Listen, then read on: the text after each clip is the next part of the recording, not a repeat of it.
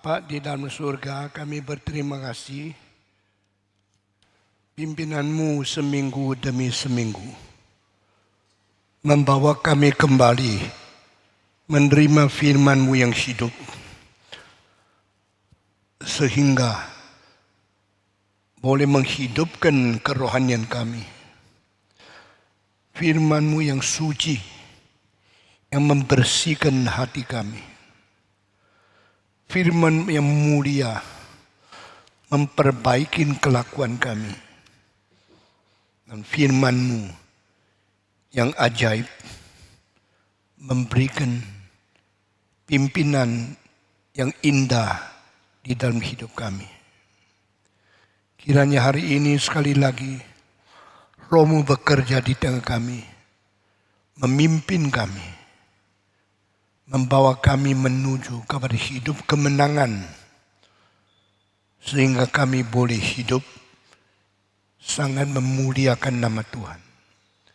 Dalam nama Yesus Kristus, penebus dan juru selamat kami yang kekal, kami sudah berdoa. Amin. Mari kita bersama-sama membaca kitab suci dari kitab Keluaran pasal ke-14. Dan kita akan membaca dari seluruh pasal. Ini pembacaan kitab suci paling panjang pada hari ini. Kitab Keluaran pasal ke-14. Dari ayat pertama sampai dengan ayat terakhir. Demikian bunyi firman Tuhan. Mari kita menggilir. Saya yang ganjil, semua yang genap. Saya minta penginjil Jack naik ke atas, mengganti saya. Baca ayat pertama, saudara kedua, dan seterusnya. Berfirmanlah Tuhan kepada Musa demikian.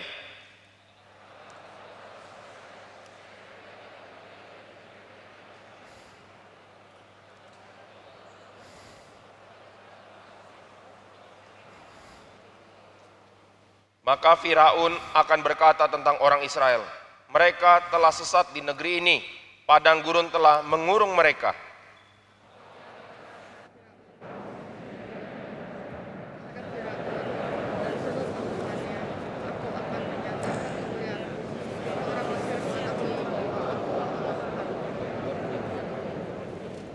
Ketika diberitahukan kepada Raja Mesir bahwa bangsa itu telah lari, maka berubahlah hati Firaun dan pegawai-pegawainya terhadap bangsa itu dan berkatalah mereka, apakah yang telah kita perbuat ini, bahwa kita membiarkan orang Israel pergi daripada perbudakan kita?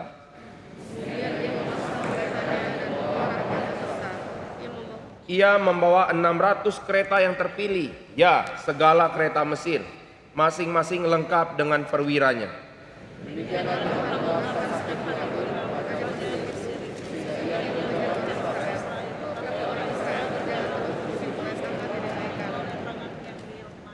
Adapun orang Mesir, segala kuda dan kereta Firaun, orang-orang berkuda dan pasukannya mengejar mereka dan mencapai mereka pada waktu mereka berkemah di tepi laut dekat Pi Hahirot di depan Baal Zephon.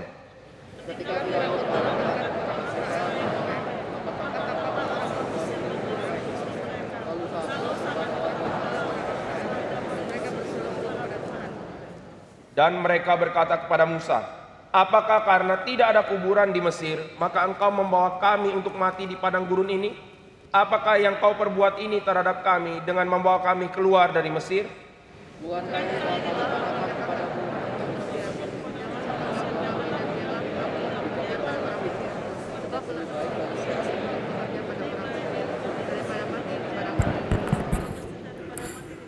Tetapi berkatalah Musa kepada bangsa itu, janganlah takut, berdirilah tetap dan lihatlah keselamatan dari Tuhan yang akan diberikannya hari ini kepadamu.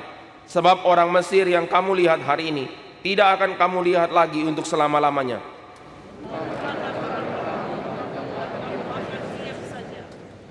Berfirmanlah Tuhan kepada Musa, "Mengapakah engkau berseru-seru demikian kepadaku? Katakanlah kepada orang Israel supaya mereka berangkat."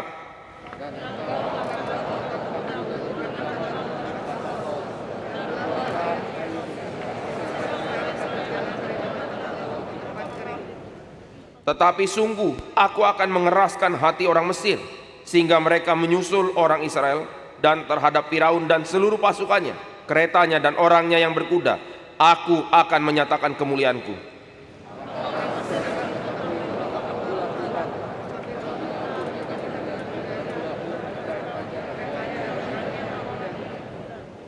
Kemudian bergeraklah malaikat Allah yang tadinya berjalan di depan tentara Israel, lalu berjalan di belakang mereka, dan tiang awan itu bergerak dari depan mereka, lalu berdiri di belakang mereka.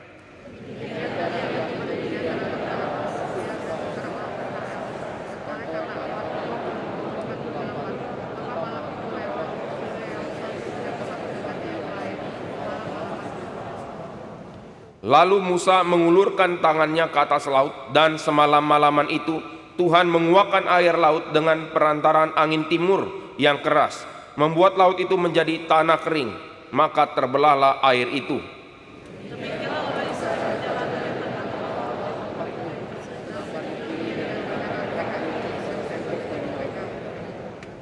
Orang Mesir mengejar dan menyusul mereka. Segala kuda Firaun, keretanya dan orangnya yang berkuda, sampai ke tengah-tengah laut.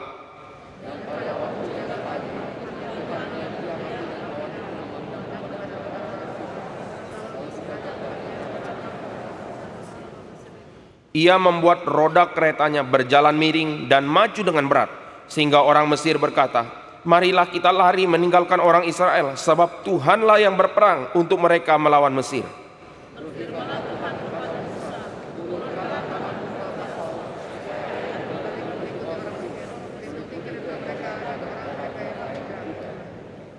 Musa mengulurkan tangannya ke atas laut, maka menjelang pagi berbaliklah air laut ke tempatnya. Sedang orang Mesir lari menuju air itu. Demikianlah Tuhan mencampakkan orang Mesir ke tengah-tengah laut.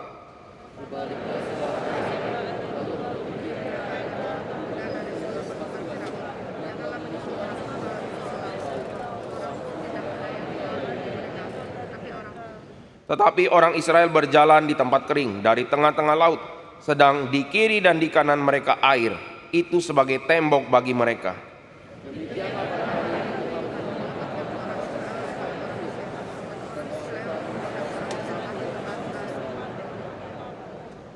Ketika dilihat oleh orang Israel betapa besarnya perbuatan yang dilakukan Tuhan terhadap orang Mesir, maka takutlah bangsa itu kepada Tuhan, dan mereka percaya kepada Tuhan dan kepada Musa hambanya itu.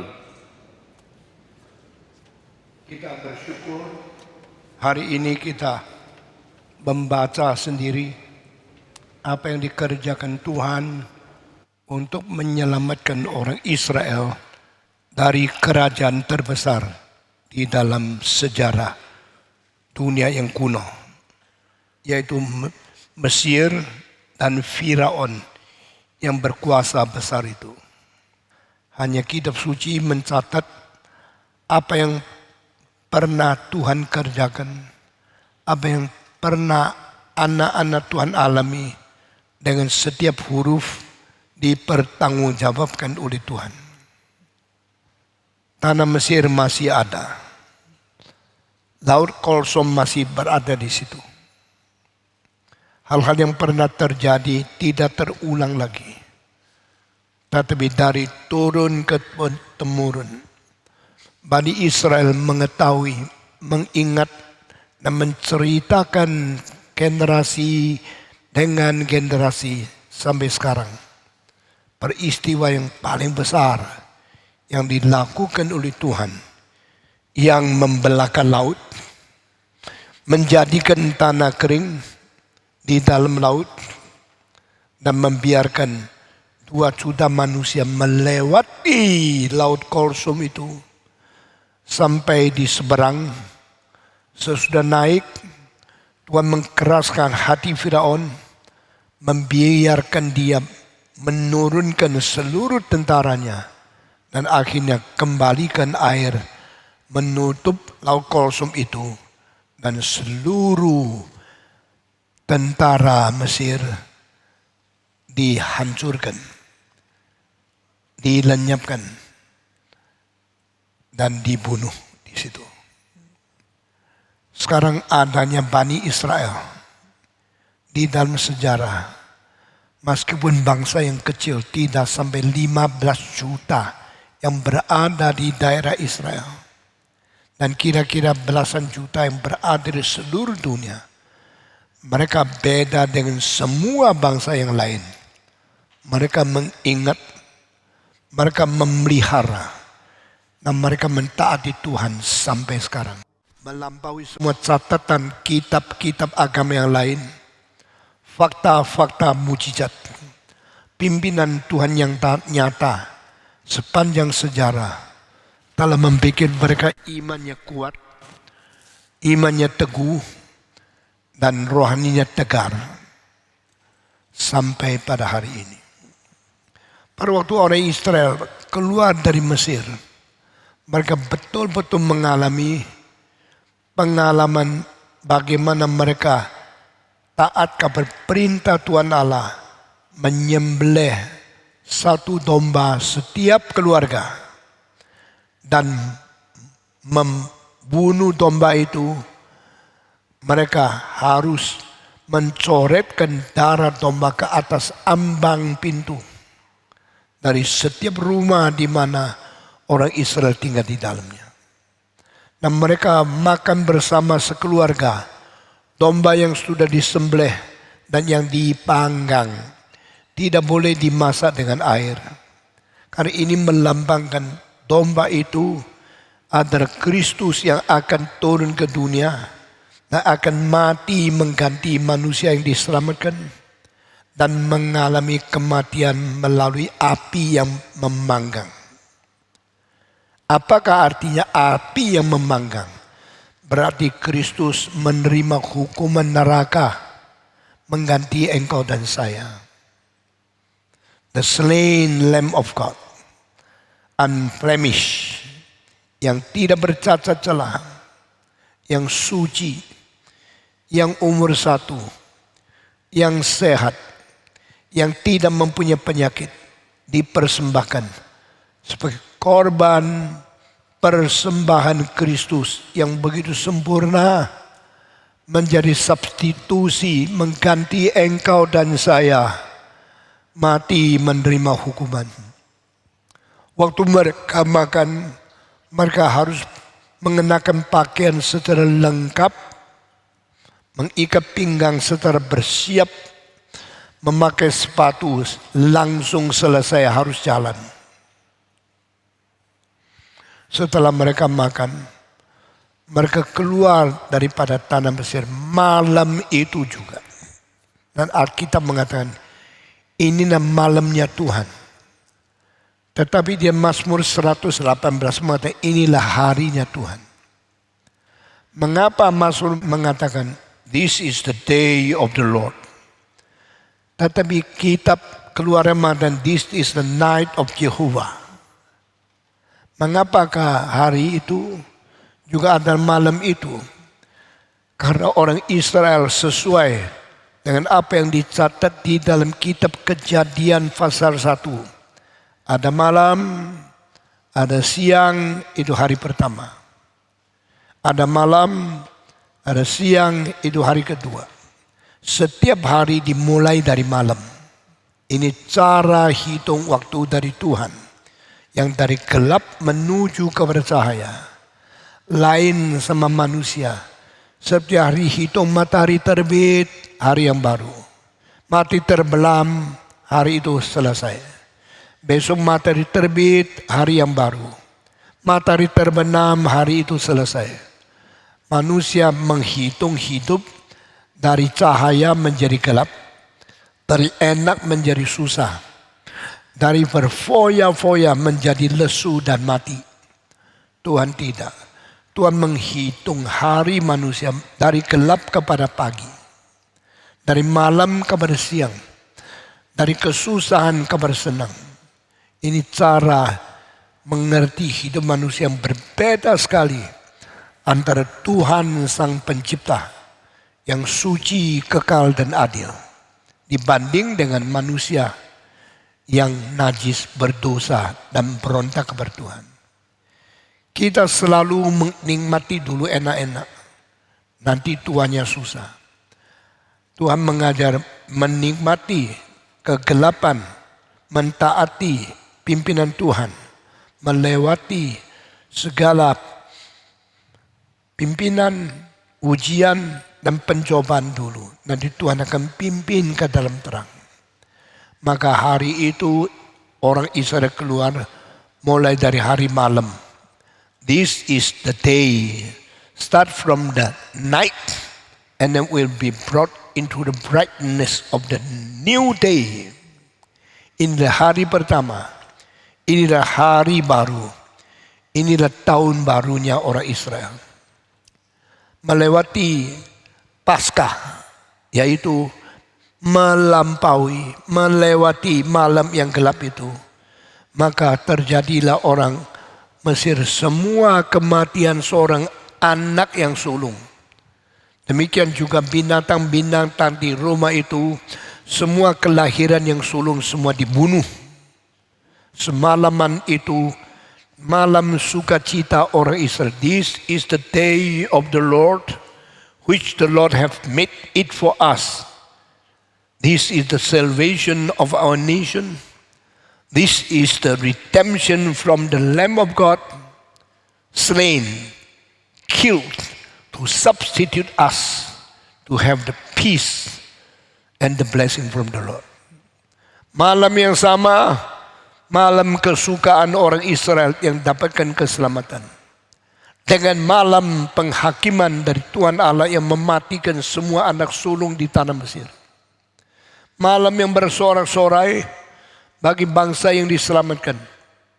Malam tangisan ratap karena kematian orang yang paling penting di dalam keturunan mereka. Perbandingan begitu jelas.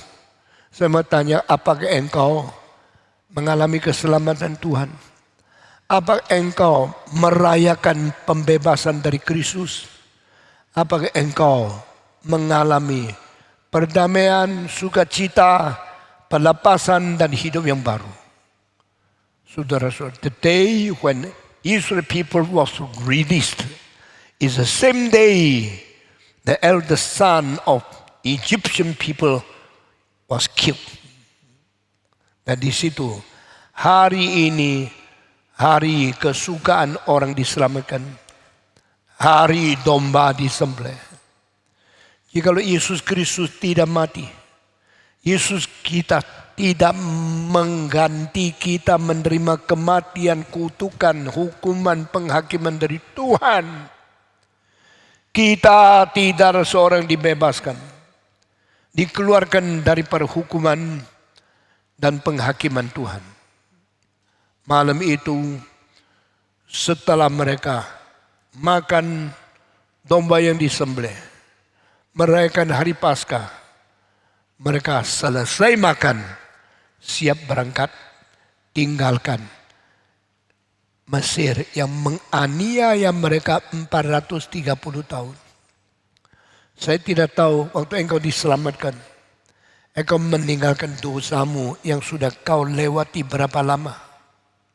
Saya umur 17 menerima Tuhan Yesus sebagai juru selamat. Sesudah itu saya tidak lagi hidup di dalam dosa. Saya hidup di dalam kebebasan yang diberikan Tuhan, yang bikin saya orang yang mempunyai hidup yang baru. Dan 2 hari kemudian saya dengan air mata membasahi seluruh pakaian depan. Saya berdiri ke hadapan Tuhan berkata, aku menyerahkan diri menjadi hamba-Mu untuk seumur hidup, sisa hari-hari di dalam dunia. Saya tidak tahu akan hidup berapa lama. Mulai daripada tahun 1957 bulan Januari tanggal ke-9, saya menetapkan hidupku untuk Tuhan.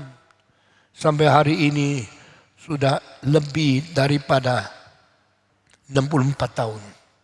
dan saya menjadi hamba Tuhan. Kalau keliling dunia 100, hampir 40 kali. Sudah keliling dunia lebih dari puluhan negara. Sudah berkhotbah di dalam kira-kira 600 kota. Dan sudah berkhotbah kepada 30 juta manusia. Saya menyaksikan, saya mengakui pimpinan Tuhan tidak salah. Dan saya tidak pernah menyesal satu detik kalau saya sudah menjadi hamba Tuhan. Itu sebab saya mentegakkan iman Kristen di mana saya berada. Kepada siapa saya berkhotbah, saya menjunjung tinggi kemuliaan Tuhan. Saya memberitakan keajaiban pimpinan Tuhan. Dan berkhotbah tidak pernah menjadi menyesal. Tidak pernah lesu. Dan tidak pernah menjadi santai sampai hari ini. Saudara-saudara, beritakanlah kepada manusia yang lain bahwa Tuhanmu begitu agung, begitu ajaib dan begitu mulia, memimpin engkau keluar daripada maut masuk ke dalam kehidupan yang baru. Seperti orang Israel keluar dari tanah perbudakan, diberikan kebebasan menjadi anak Tuhan yang mulia. Namun engkau keluar dari Mesir yang kedudukannya adalah budak. Meskipun menjadi budak, makannya enak. Setiap kali makan dagingnya penuh, hidangan cukup, dan engkau tidak pernah lapar. Tetapi hidup yang cukup, makan yang kenyang, bukan untuk engkau menikmati hidup kemuliaan yang bebas, melainkan memberikan engkau sesuatu tekanan harus kerja berat menjadi budak Firaun. Untuk 24 jam kemudian engkau bangun lagi, makan lagi, untuk menjadi budak 24 jam lagi, untuk tidur lagi, bangun lagi, untuk menjadi orang yang menikmati makanan enak tapi terus menjadi budak. Pada hari terakhir ini orang Israel keluar. Mereka diperintahkan Tuhan minta emas dan perak serta yang lain-lain, pakaian dan sebagainya.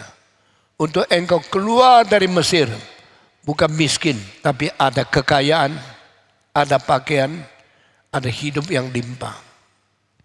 Saya tidak ngerti apakah Tuhan menyuruh Israel minta emas dan perak. Berarti Tuhan mau mereka tamat? Tidak. Apakah berarti Tuhan suruh orang Kristen mencintai duniawi, menikmati kekayaan yang tidak perlu? Tidak. Tetapi orang Israel begitu buka mulut kepada orang Mesir, saya minta perak, saya perlu emas, dikasih. Mengapa orang Mesir jadi begitu besar hatinya? Maka mereka tidak tolak atas permintaan ini, langsung memberikan emas dan perak dan pakaian dan yang lain-lain kepada orang Israel. Karena mereka ketakutan kalau tidak memberikan, anak kedua, anak ketiga, anak keempat berturut-turut satu-satu mati di hadapan Tuhan Allah. Mereka akan bagaimana hidup di dunia. Silakan ambil.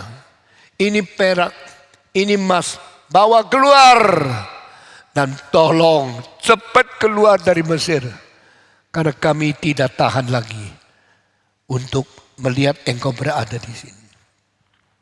Israel keluar. Di dalam dunia ini kita berhidup seperti budak, siang malam kerja. Ada orang buka pabrik, ada orang mempunyai pertambangan, ada orang mempunyai toko, ada orang berdagang, ada orang menjadi buruh bekerja. Saya mau tanya, kalau engkau mempunyai emas dan perak, itu sebabnya apa? Sebabnya Tuhan membiarkan engkau hidup berfoya-foya, hidup menikmati materi sebesar mungkin, lalu sampai mati engkau hidup melampiaskan nafsumu, menikmati dunia, menjadi orang Kristen yang mewah. Apakah itu artinya? Tidak. Tuhan suruh orang Israel minta emas dan perak, sementara dipelihara di dalam diri mereka. Tunggu sampai satu hari waktu Musa dipanggil Tuhan, naik ke atas bukit Sinai, yaitu Gunung Horeb. Dan Tuhan berkata kepada Musa, saya akan memerintahkan engkau bikin kemah perhimpunan untuk seluruh Bani Israel yang melambangkan bait Allah yang akan saya bangun di dunia ini. Lalu waktu engkau bikin baitku yang dilambangkan oleh kemah perhimpunan, ada berapa hal yang engkau perhatikan. Saya akan memberi petunjuk kepada engkau. Bagaimana bangunnya, berapa besarnya, bagaimana ukurannya, bagaimana bentuknya. Jangan roba. Saudara-saudara, sebagai seorang desainer gereja, saya memperhatikan kalimat ini.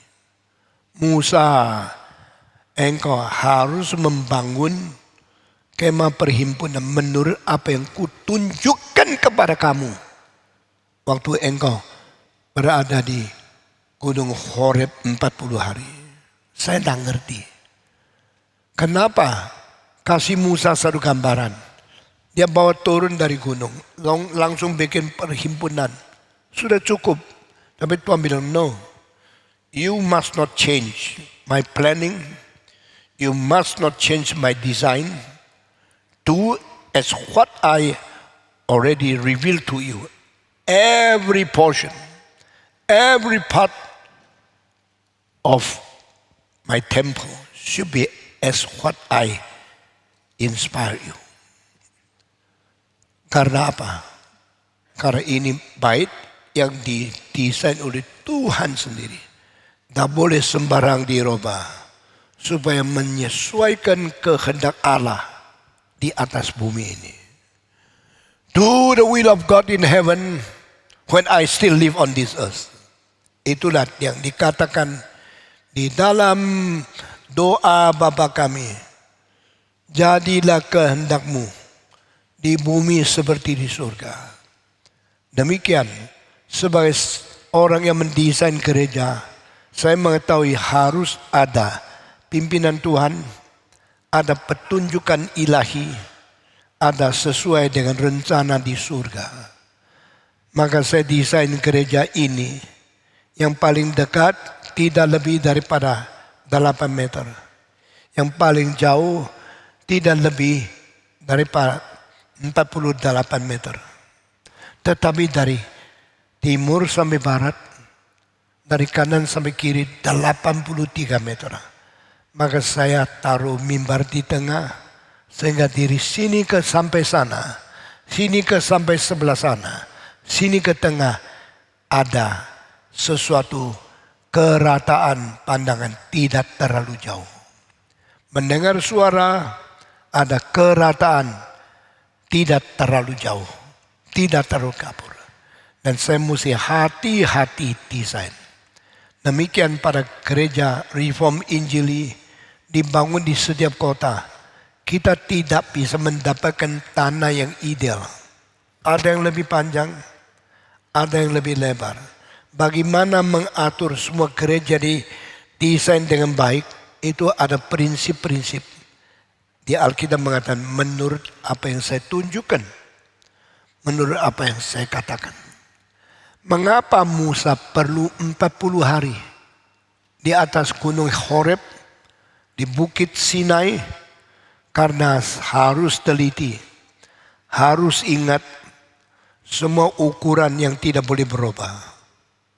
Itu sebab saudara-saudara, seorang namanya Herodes membangun bait Allah.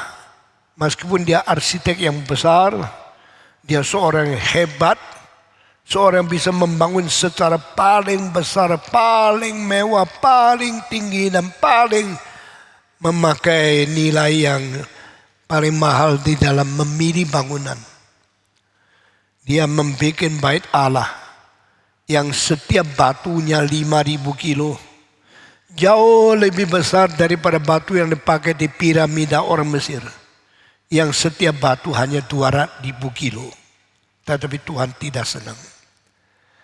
Karena bedanya dia dengan Musa, dia membangun semau sendiri.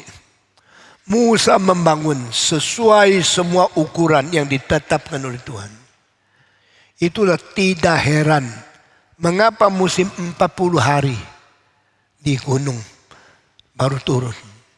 Saudara-saudara, 40 hari di gunung mengakibatkan orang Israel menyeleweng. Karena dianggap Musa tidak mungkin turun. Dia sudah mati di gunung. Mereka tidak tahu bahwa Musa dipelihara oleh Tuhan. 40 hari tidak turun. Makan apa di atas? Minum apa di atas? Maka suatu hoax, suatu berita palsu muncul. Musa sudah mati. Oh, kalau Musa sudah mati, kita akan bagaimana? Kita dipimpin keluar dari Mesir. Tapi kita tidak pimpin masuk ke Kanaan. Dia sudah mati. Kalang kabut. Hari depan menjadi simbang siur. Tidak ada pegangan lagi. Kita akan menuju ke mana? Kalau Stephen Thomas, mari kita dirikan gereja Reform Injili Indonesia. Sesudah keluar dari gerejamu, keluar dari bar kampungmu, keluar dari tempat yang lain, mengikut gereja di sini. Separuh saya mendirikan, saya meninggal dunia. Engkau bilang, gimana ini? Yang mendirikan GRI sudah mati. Hari depan akan menuju kemana? Kita tidak ada rencana, tidak pegangan. Kacau balau timbul di tengah-tengah jemaat. Itu sama seperti mereka dengar Musa mati di gunung. Mereka mulai kacau balau. Saudara-saudara, saat penyelewengan datang, saat menuju kepada ajaran salah tiba, maka emas dan perak mulai dipakai secara tidak beres. Musa sudah mati. Kemah perhimpunan belum dibikin. Sekarang keluarkan emasmu. Keluarkan perakmu. Mereka kumpulkan perak emas kepada Harun. Harun lempar ke dalam api. Mendadak keluar seekor lembu emas. Alkitab mengatakan seperti mujizat. Lembu itu muncul. Lalu Harun bilang, inilah Yehova. Inilah Tuhan yang memimpin engkau keluar dari Mesir. Inilah akan membawa engkau ke dalam Kanaan. Oh, mereka sembah sujud. Yehova, Yehova, engkau pemimpin yang keluarkan kami dari Mesir. Engkau akan membawa kami masuk ke dalam Kanaan. Yehova menjadi lembu. Ini pidat pertama. Ini ajaran selewengan pertama. Inilah ajaran yang tidak setia kabar firman. Sama seperti banyak gereja yang berkhotbah sembarangan. Mereka menyembah bukan Allah pemimpin yang asli. Mereka menyembah kabar dewa yang palsu. Seperti apa yang kita lihat dalam zaman ini. Maka kita perlu gereja Reform Injili. Membawa kita kembali kepada ajaran yang benar. Kabar doktrin yang benar. Kepada ketaatan kepada Tuhan yang benar. Saudara-saudara sekalian. Tuhan memberikan emas perak kepada orang Israel. Bukan supaya mereka menjadi sombong, kaya, nikmat seenaknya. Seperti banyak orang Kristen yang kaya. Mereka anggap Tuhan yang perlu mereka. Bukan mereka yang perlu Tuhan. Sehingga emas perak yang banyak mereka beli Mercy, beli BMW, beli mobil yang paling mewah. Bangun rumah yang paling mahal. Tinggal di tempat yang paling enak. Lalu lupakan pekerjaan Tuhan. Pada waktu kita mulai GRII, kita kumpulkan 300 orang. Kita melayani di gedung Granada yang sekarang disebut Balai Sardini. Di tempat interchange daripada Semanggi. Waktu itu kita tidak ada uang. Tidak ada tempat. Seorang kaya berkata, Pak Tong, you perlu tempat untuk ibadah. Saya bilang iya. Saya ada tempat. Silakan pakai. Saya tanya, tempatmu di mana? Dia bilang, "You cuma 300 orang. Nggak usah bangun. Nggak usah beli tanah. Di gedung saya, bawa tanah, basement, atau tempat parkir. Cukup 300 orang. Silakan pakai di situ. Nggak usah sewa, nggak usah susah." Saya diam-diam, hati saya mengatakan, engkau seorang bangun rumah lebih 10 susun, gedung besar untuk bank yang kau miliki. Lalu engkau minta orang Kristen yang berbakti kepada Tuhan ikut kebaktian minggu di bawah tanah, di basement. Di mana hatimu untuk Tuhan? Saya tidak puas, saya tidak jawab, saya tidak pakai tempat itu. Akhirnya saya punya rencana gereja yang mulia, yang bagus, yang memadai nama Tuhan. Maka saya desain gereja seperti ini. Lebih luas dari bank yang dia dirikan. Bukan untuk 300 orang di bawah basement. Tapi untuk 4.500 orang di tengah-tengah angkasa. Naik ke atas. Dan ada lagi kebaktian kedua untuk Mandarin. Di bawah katedral ini. Untuk 1.500 orang. Tanpa satu tiang di sini. Sehingga yang paling jauh melihat sini. Paling dekat lihat sini. Semua bisa dengan jelas berbakti kepada Tuhan. Sudah beda pandangannya. Orang kaya kasih basement untuk Tuhan, pinjam. Orang miskin mempunyai sesuatu visi yang besar untuk memuliakan Tuhan. Saya mau tanya pendeta-pendeta sekarang, bagaimana memperlakukan Tuhan di dalam matanya, di dalam hatinya, di dalam jiwa mereka melayan Tuhan. Saudara-saudara, Israel waktu keluar statusnya apa? Budak yang izin ke mereka. Statusnya apa? Kaisar. Kaisar mengatakan, pergilah keluar dari Mesir. Jangan lihat lagi mata saya. Musa bilang, oke. You katakan, kami tidak akan melihat engkau lagi. Kami sekali keluar selama-lamanya. Sekali meninggalkan Mesir, kami tidak kembali. Lalu dua macam orang yang menjadi kaisar Firaun berkata, lu akan mati di belantara. Tetapi dari orang Israel yang keluar akan mengatakan, kami akan dipimpin oleh Tuhan. Beda pendapat, beda mental, beda psikologi, beda sikap. Orang Kristen yang dipimpin Tuhan mempunyai kedudukan yang lemah, mempunyai status budak yang paling rendah, dan mempunyai sandaran yang paling besar. The God who created heaven and earth is my Lord, is my guidance, is my master. Tetapi Raja Firaun yang mempunyai kereta, mempunyai kuda, mempunyai laskar-laskar, mempunyai Kopassus, mempunyai jenderal-jenderal, mempunyai istana yang besar. Mereka sombong bersandarkan diri. Ini bedanya kerajaan dunia dan kerajaan surga. The kingdom of God is not based on human pride. Kerajaan Tuhan Allah tidak berdasarkan kebanggaan, kecongkakan, kemuliaan, dan kekuasaan dunia. Mereka bangga karena ada iman bersandar kepada Tuhan. Maka waktu orang Israel keluar, sebelum keluar mereka makan domba. Sebelum keluar mereka sudah pakai pakaian lengkap. Sudah mengenakan sepatu bersiap mau pergi. Mereka sudah mengikat pinggang dengan semangat taat. Lalu mereka keluar. Tuhan berkata, sebelum meninggalkan akan Mesir, mintalah emas, mintalah perak, mintalah pakaian, dan yang lain-lain untuk dibawa keluar. Apakah Tuhan mau mereka tamak atau menikmati? Tidak.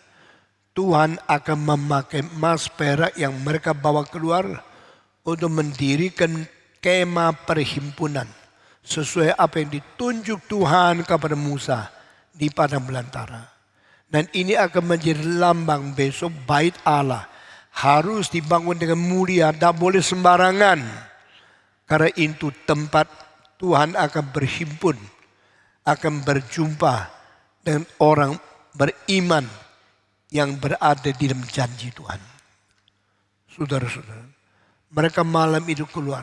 Saya mau tanya, orang Israel keluar dari Mesir kira-kira berapa banyak? Ada 5.000? Ada 10.000?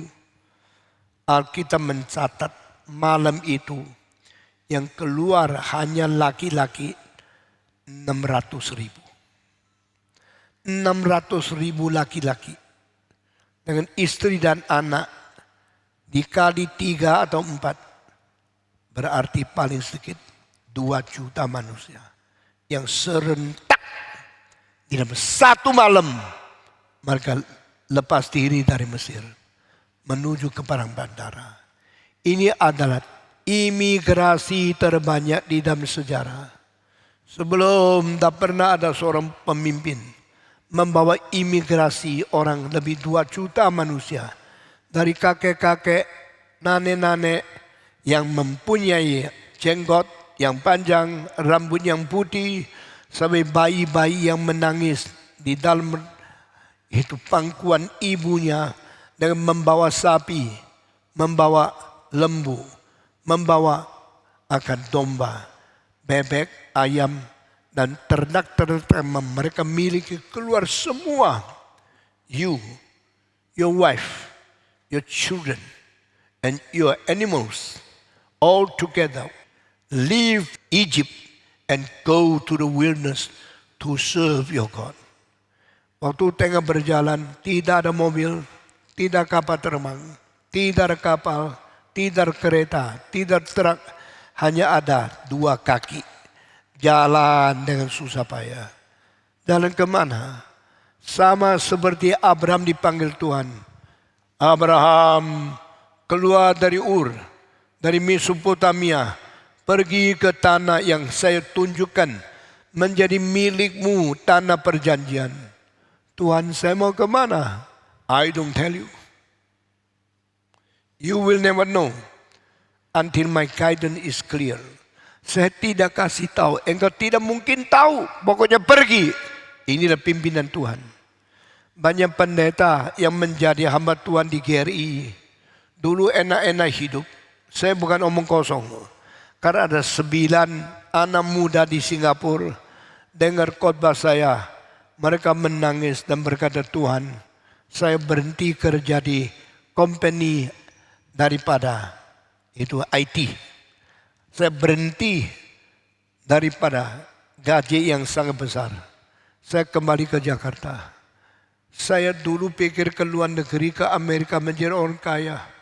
Sekarang saya tahu pimpinan Tuhan. Saya kembali ke Jakarta, sekolah teologi, hidup miskin, lalu menjadi hamba Tuhan, menjadi pendeta. Orang-orang itu sampai sekarang masih di kita. Bodoh sekali ya. Jadi pendeta di GRI, gajinya cuma berapa puluh juta anda sampai. Anak 4 hidup susah. Kenapa mau? Waktu saya tanya satu persatu. Kenapa mempunyai gaji besar? Meninggalkan Singapura, pulang ke Jakarta. Jakarta orang yang lulus S1 sekarang. Baru lulus S1, lalu masuk ke kantor. Diberikan 7, 5, 8 juta. S2 15 juta. S3 mungkin 30 juta. Tapi mereka yang di Singapura sudah 80 juta. Kembali ke Reform Institute. STTRI setiap bulan bayar. Tetapi tidak tahu income dari mana. Mereka sudah lulus. Dan istri dan anak tinggal di apartemen. Tapi bayar mobil, bayar uang sangat sedikit. Ini orang goblok kah? Orang bodoh kah? Tidak.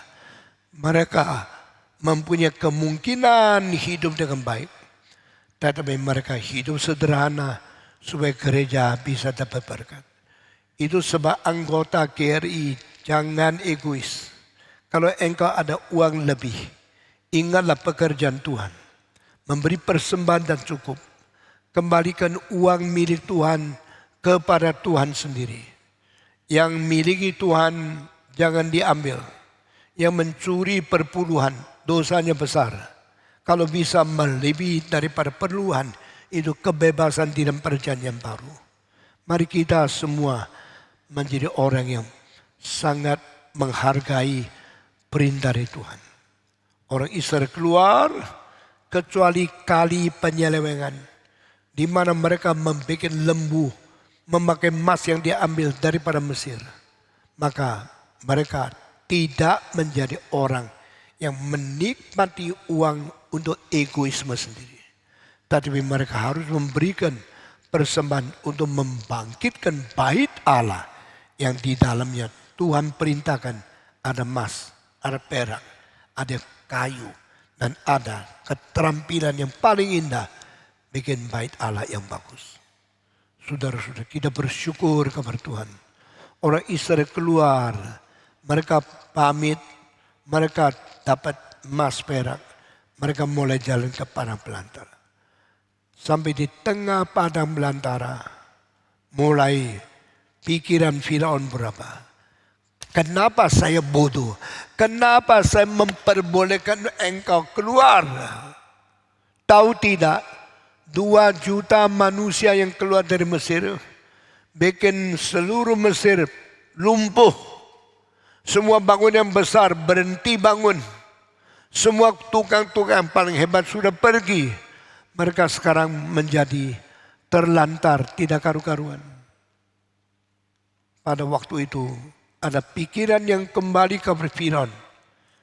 Apa yang sudah kukerjakan? Mengapa aku begitu bodoh mengizinkan mereka keluar dan semua pekerjaan terlantar? Dia mengatakan, saya akan mengejar. Saya akan mengejar orang Israel, bawa mereka kembali ke tanah Mesir untuk menjadi budak lagi, melayani semua karya yang sudah saya mulai pekerjaannya. Hei jenderal-jenderal, datanglah berbaris di depanku. Kopassus, Kopassus, tentara-tentara. Sekarang siapkan keretamu, siapkan kudamu, siapkan senjatamu, perintahkan prajurit di bawah kamu. Kita mengatakan, Firaun memanggil 600 kereta Kopassus yang dipakai oleh istana yang paling kuat, senjata yang paling canggih. Mereka keluar dari istana, mulai pergi mengejar. Selain 600 kereta yang paling tinggi teknik perangnya, masih ada semua kuda, semua tentara, dan semua militer yang memimpin keluar bersama. Hari itu diperkirakan oleh arkeologi yang pergi mengejar orang Israel kira-kira 5.000 kereta dengan 5.000 pemimpin militer dan 600 jenderal dari Firaun keluar. Saudara bisa membayangkan kira-kira 5.000 dari tentara yang pakai kereta, paling sedikit 10.000 roda. Mulai lepas diri dari istana menuju ke jalan paling raya, menuju ke tepi kota Tebes. Tebes itu adalah ibu kota daripada Mesir. Nah, istananya ditinggalkan. Firaun sendiri bawa kereta, bawa tentara yang paling canggih pergi mengejar. Mengejar siapa? Mengejar orang Israel sudah pergi. Israel pergi dengan apa? Dengan kapal terbang? Tidak. Dengan mobil? Tidak. Dengan kereta kuda? Tidak. Dengan jalan kaki. Jalan kaki paling cepat 1 jam 5 sampai 6 kilometer. Naik sepeda paling cepat 1 jam 20 sampai 25 kilometer. Jalan kaki anak muda bisa lebih cepat. Tapi nenek-nenek, kakek-kakek, dan anak kecil ikut. Semua berbondong-bondong keluar dari Mesir. Mereka hanya bisa seperti kuro-kuro merambat. Pelan-pelan jalan. Sudah jalan berapa hari keluar dari Mesir.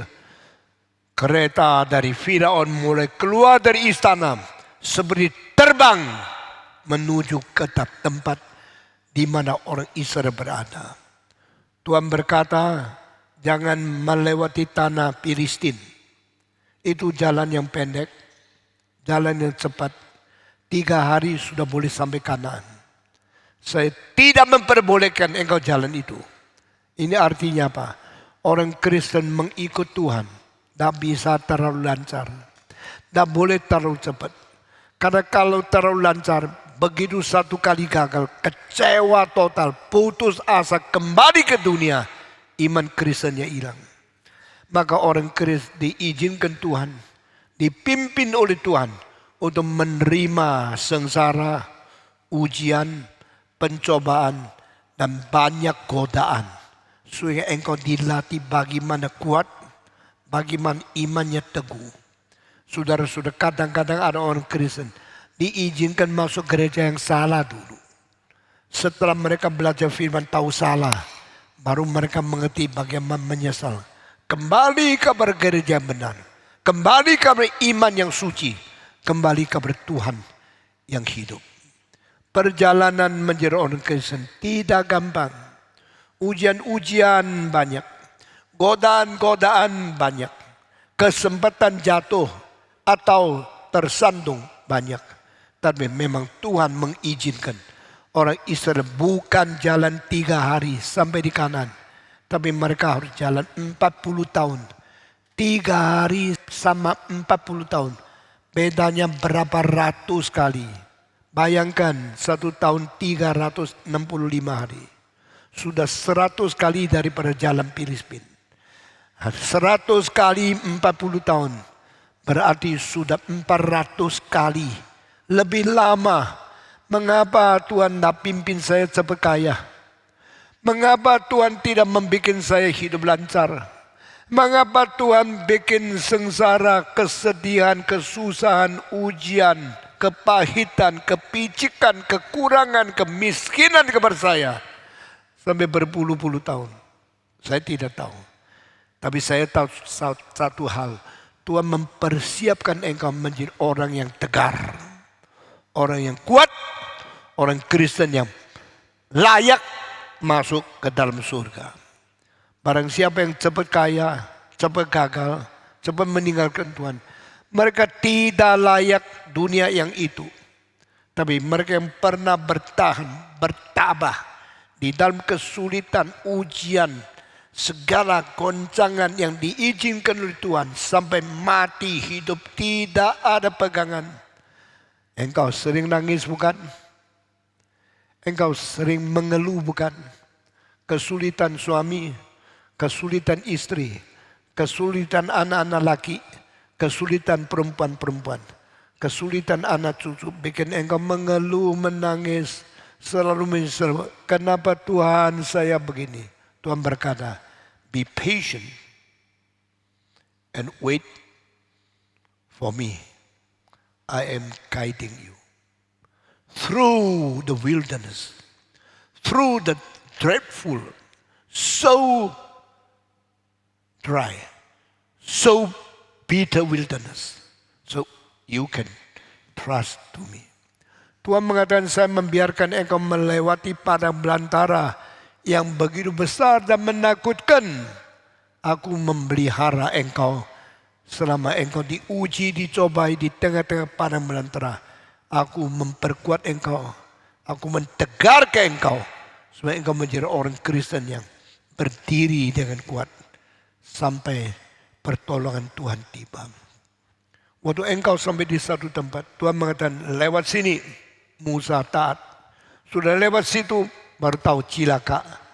Kejebak di tengah-tengah padang belantara. Mau ke kanan pasir. Mau ke kiri, batu. Maju terus, maju lagi, maju lagi. Ternyata maju ke dalam gang buntu. Tuhan, kenapa memimpin aku di dalam situasi, lokasi, dan keadaan seperti ini? Tuhan mengatakan, tenang saja.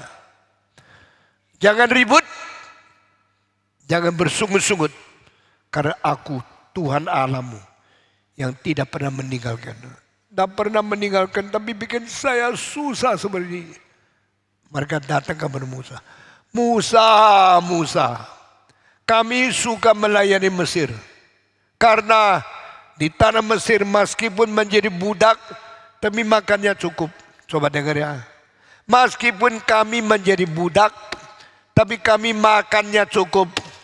Setelah setiap hari kerja berat, capek sekali. Kami duduk di pinggir sesuatu wajan yang besar. Daging yang begitu banyak. Kami makan secukupnya. Biarlah, tidak apa-apa. Besok jadi budak lagi. Makan lagi enak. Jadi budak lagi. Makan lagi enak. Mari kita balikan. Meskipun makan enak, tetap jadi budak. Makan lagi enak, tetap jadi budak. Saudara-saudara, sikap manusia cara pikir dua. Aku adalah makan enak.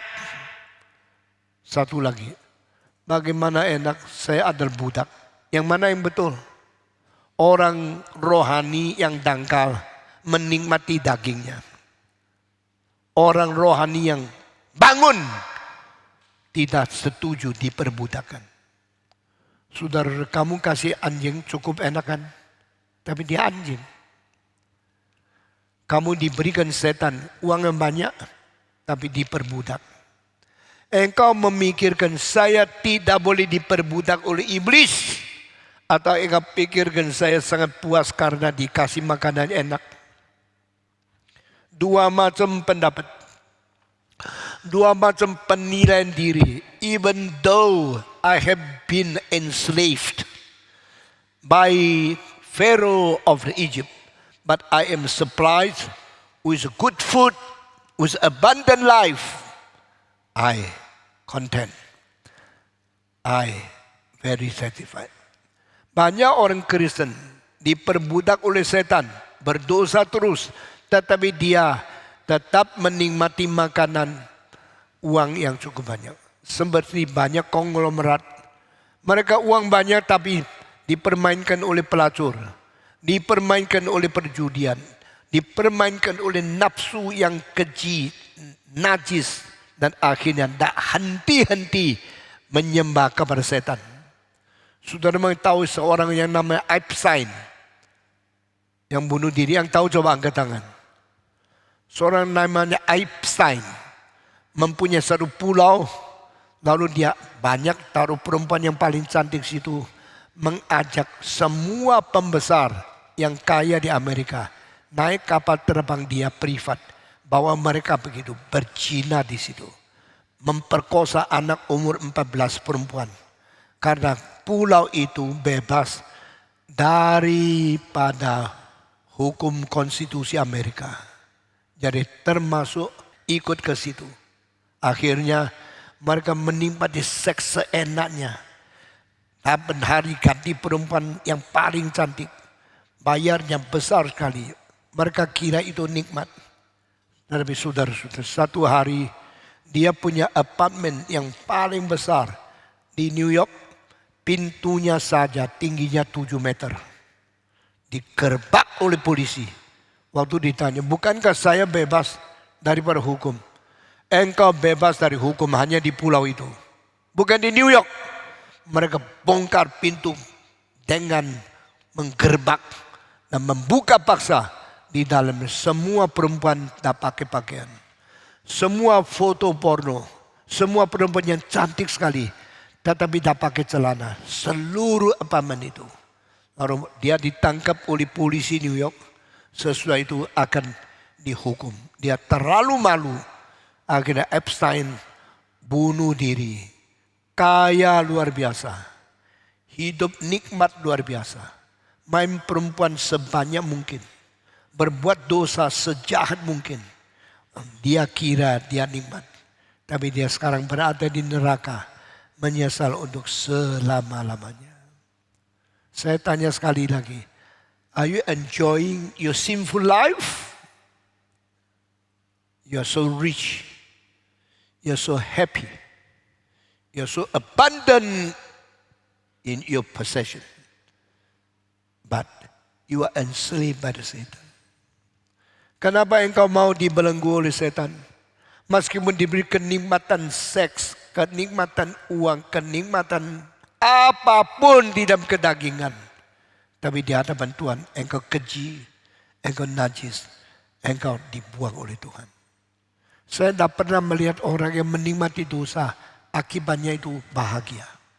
Saya tidak menikmati orang yang suka berjudi, akibatnya kaya. Saya tidak pernah melihat ada orang yang selalu berzina, hidupnya sehat. Begitu banyak orang melampiaskan nafsu, tidur sama perempuan berbeda setiap malam. Setiap malam main seks. Tapi akhirnya AIDS, penyakit, hidungnya mulai hancur. Rusak dagingnya, kulitnya, tidak bisa diobati. Itu semua karena perbudakan sama seperti Firaun.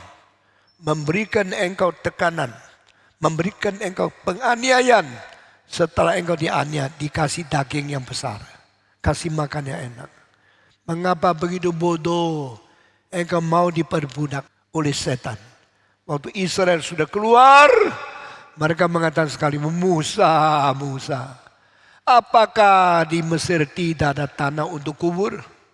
Mengapa bawa kami keluar di padang belantara, mati di tengah tanah yang gersang seperti ini?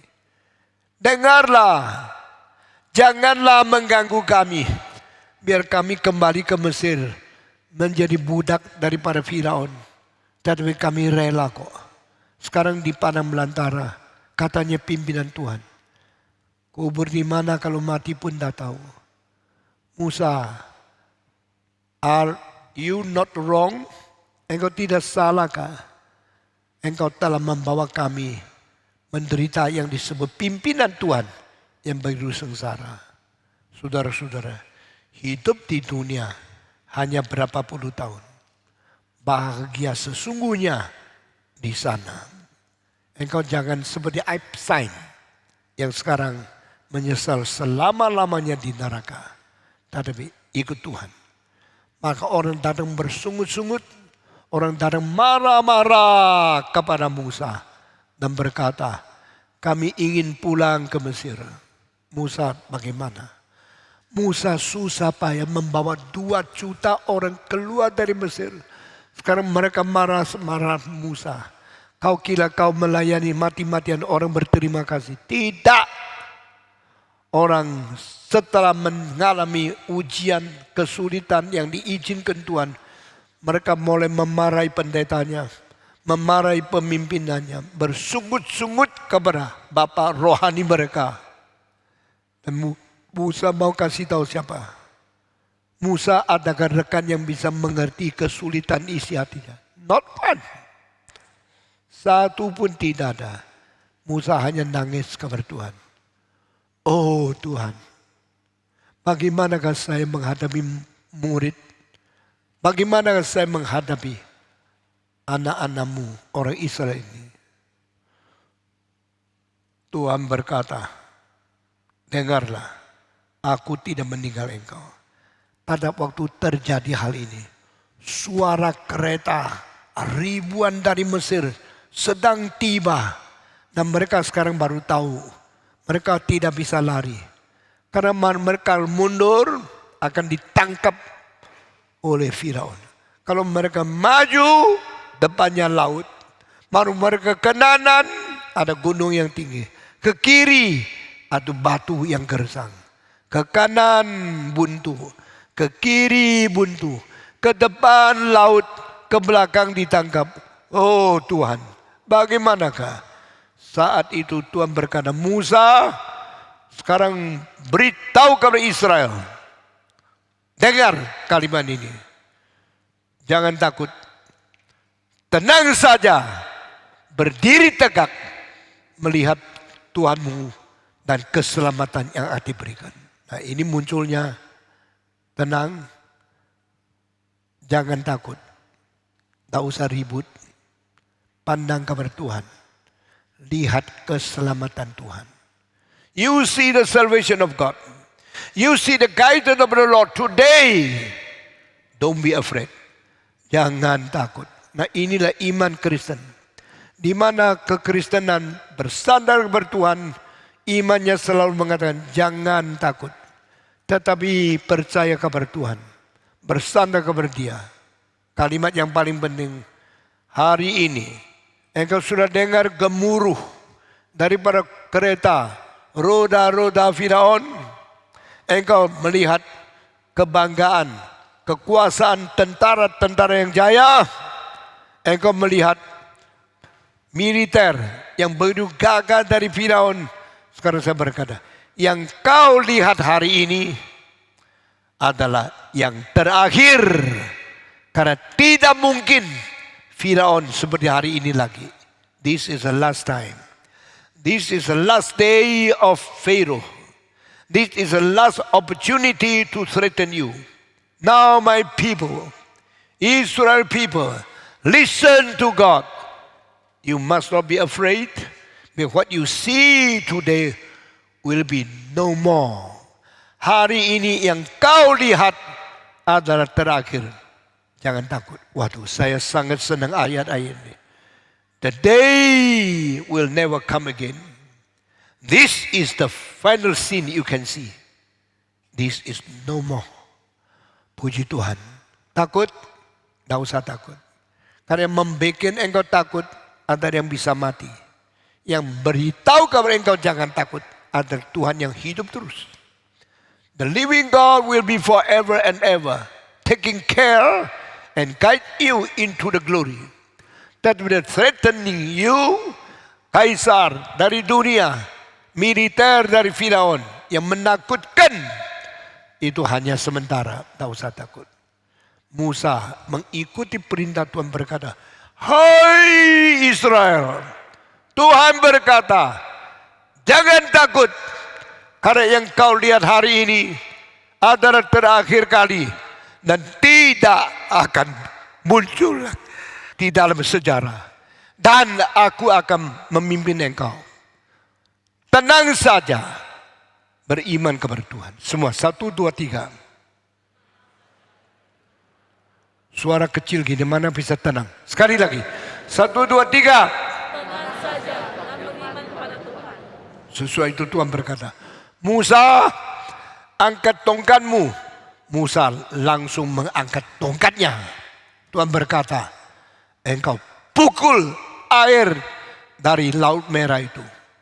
Musa maju ke depan, keluarkan tongkatnya, memukul Laut Kolsom.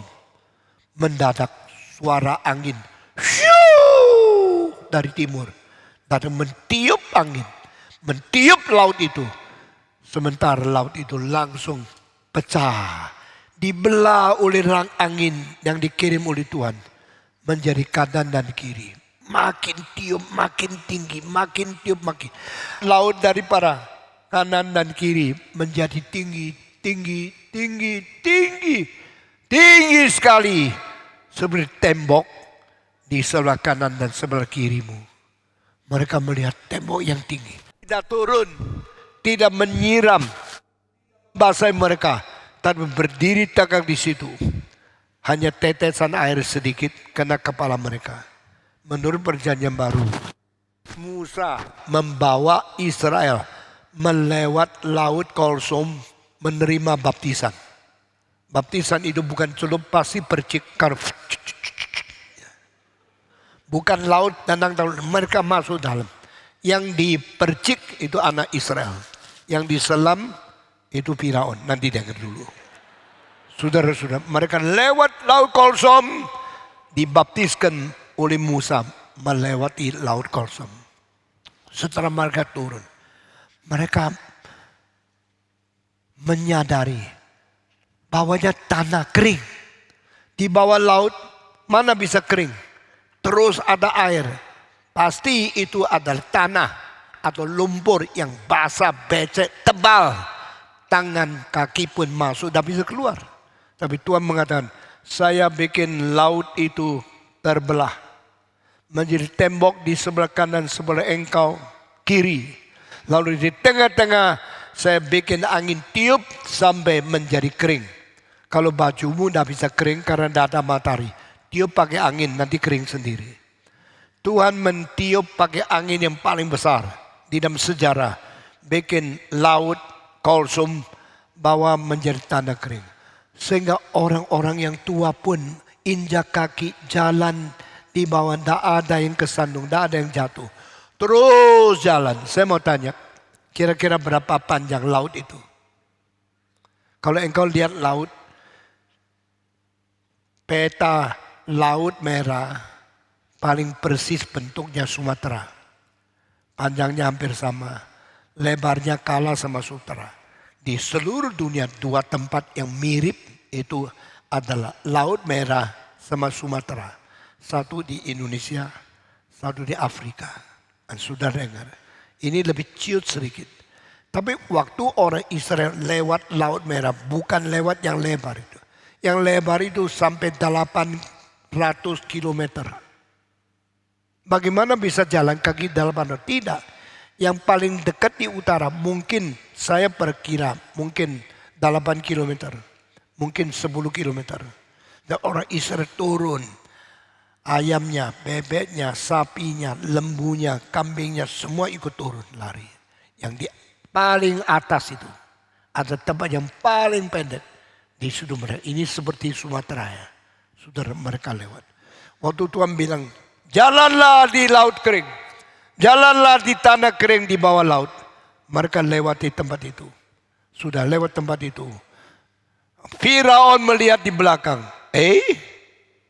Mereka tidak bisa terperangkap oleh hadang belantara. Mereka tidak mungkin melarikan diri dari depan saya. Mereka bisa jalan di dalam laut. Loh, laut kok bisa dijalani? Dilihat dengan teliti, menjadi kering. Maka mereka jalan di bawah. Firaun bilang, kalau mereka bisa jalan di bawah, saya juga bisa. Kalau mereka bisa lewat sampai seberang, saya bisa juga mengejar sampai seberang. Maka diperintahkan, hei tentara-tentara Firaun, turun ke dalam dasar laut. Mereka turun. Tetapi Tuhan membuat orang Israel sudah makin jauh, baru mereka datang. Waktu mereka mau mengejar di dalamnya. Tuhan menunggu sampai orang Israel yang terakhir. Yang paling tua, yang paling sulit jalan. Sudah naik ke seberang sana. Sudah semua naik, sudah. Tuhan, Alkitab mengatakan, dari tiang api dan tiang awan. Tiang awan itu untuk hari, siang. Tiang api untuk hari, malam. Jadi orang Israel selalu dipelihara. Waktu siang Tuhan pimpin. Waktu malam Tuhan jaga. Waktu siang awan bercahaya. Waktu malam api bersinar.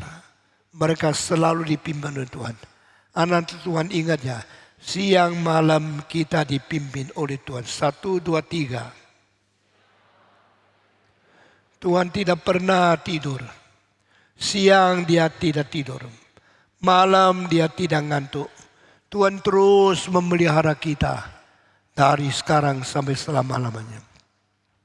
Saat Israel turun ke laut, Tuhan membuat tiang yang di depan menjadi pindah ke belakang. Sehingga tiang yang bercahaya menyinari jalan. Israel terus maju. Tetapi tiang yang api menyinar. Yang malam tiang api tidak menyinari akan Firaun. Maka Firaun turun di dalam kegelisahan, di dalam kegelapan mereka jalan. Jalan sampai tengah-tengah. Israel sudah naik seberang. Sekarang mereka dikacaukan oleh Tuhan. Dengan berapa cara? Pertama, gelap tidak melihat. Kedua, rodanya copot. Rodanya miring. Miring berarti spoolingnya dah beres. Sudah ngerti, mobil perlu dispuling. Mereka sekarang dibiarkan miring. Roda kalau sudah miring jalannya tidak mungkin bagus. Tidak karu-karuan.